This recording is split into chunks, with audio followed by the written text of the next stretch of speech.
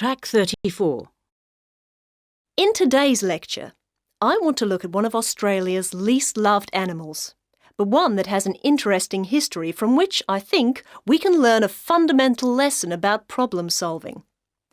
While Australia is famous for its many wonderful native animals, in particular the kangaroo and the koala, it also has some less attractive animals, many of which were actually brought to Australia in the 19th and 20th centuries. First, perhaps the most well-known introduced animal is the rabbit, brought originally by the early settlers as a source of food. Another animal to be introduced by the settlers was the fox, and this was for the purpose of sport in the form of fox hunting. But perhaps the most unusual animal ever brought here was the cane toad. Here is a picture of one.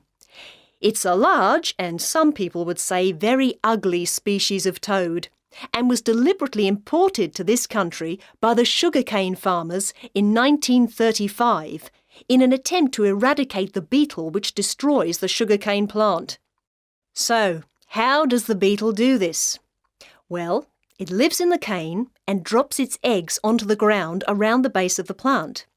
The eggs develop into grubs, and then they eat the cane roots.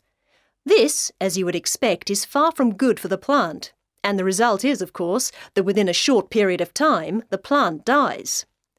The problems all happened because in the mid-30s, there was a serious outbreak of cane beetle, and the farmers became desperate to get rid of the pest which was ruining their livelihood.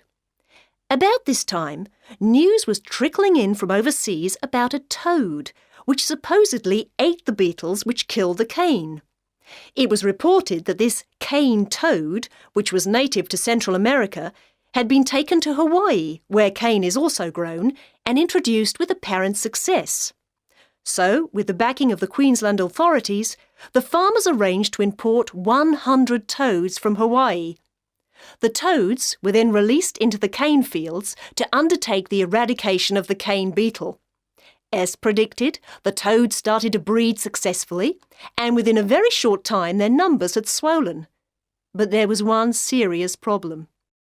It turned out that cane toads do not eat cane beetles, and the reason for this is that toads live on insects that are found on the ground, and the cane beetles live at the top of the cane plant, well out of reach of the toads. In fact, they never come into contact with each other. Now, you may well ask, how did this terrible mistake ever happen?